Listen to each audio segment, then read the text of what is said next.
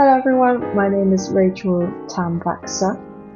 I am an architectural counsellor/coach, and I provide architecture counselling services and coaching services for students who are getting into a university, applying for university, especially in the UK, and people who are already in architectural schools, as well as people who are looking for a placement or a job in the construction industry.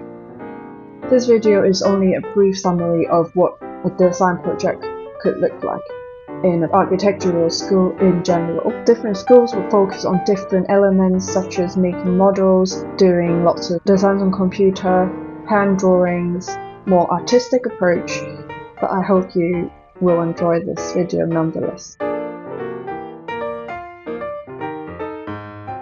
Today I'm going to talk a little bit about design projects. There are four main stages in an architecture design project. Firstly, you have research, and then you have design, then you have improvement of a design, so I called it iterations. Fourthly, we've got presentation. The first stage is research. Usually you go to the site and have a look around, take some photos, experience the location yourself, and a lot of the time you can talk to local people, see you can find out their needs, what the community are like at the moment. Research also includes looking at the history of the site, the local context, local native plants, etc. Right now in the architecture industry, research also includes looking into an architecture that is similar to the one you were looking to design.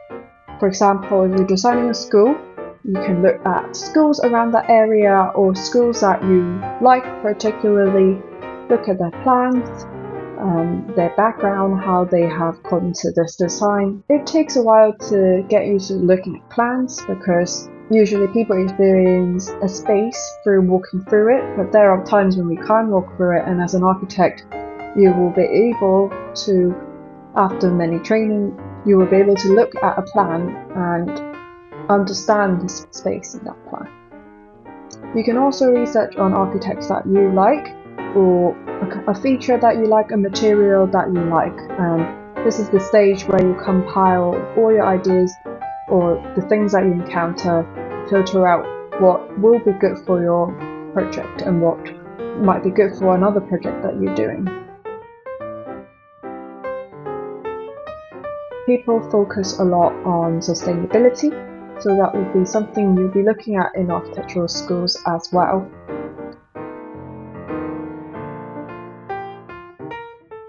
So stage 2 of a design project is design. And the first stage of design will be concept design. Different architects does concept design very differently. For example, Frank Gehry is famous for throwing a piece of cloth on top of blocks to do his designs. In university, we've learned to use words to develop a design. There are conceptual diagrams that you can use to bring out the focus of the design. And at this stage, your design is going to just be a concept. It's not going to be a natural building or a finished scheme. After conceptual design, we will look into spatial designs, looking at what the client's requirements are and what, for example, what your tutors ask you to include. Say you are designing a house, the client will provide you a brief. They might say, oh, we want a 3-bed house with a balcony, we want a garden outside, we don't want any doors, things like that, a requirement for a building, and those will act as a constraint to your conceptual design. In the third stage of a design project, usually it involves improving your design and making different iterations to the design that you've got. There is never gonna be a perfect solution for a site, but we can have multiple perfect solutions for a site. It depends on what you focus on, and these elements that I'm going to list now will help with developing your concept into an actual building. The list of details that you're going to add to your design project could be as follows. You can add detailed designs, which are how you join your buildings together. Landscape design is also quite important. They also have to know a bit about how do you make a safe space, how do you make a space that encourages community to thrive, how do you make a space to include different sorts of people, for example. And another design detail you can add in this stage is structural design. Often people say that architects are the people who draws, and then the engineers are the ones who add in the structure. But to be a competent architect, you need to learn a bit about the structure and what material you're going to use, what's the local context like, looking at fire hazards, looking at your budget as well. Interior design is also another element you can add in this stage. Architects design interior in a very different way. Not interior designer designs interior. Architects are usually more spatially aware. They will look at not only the colors, the patterns, but also how you maximize the space and provide the most for the users.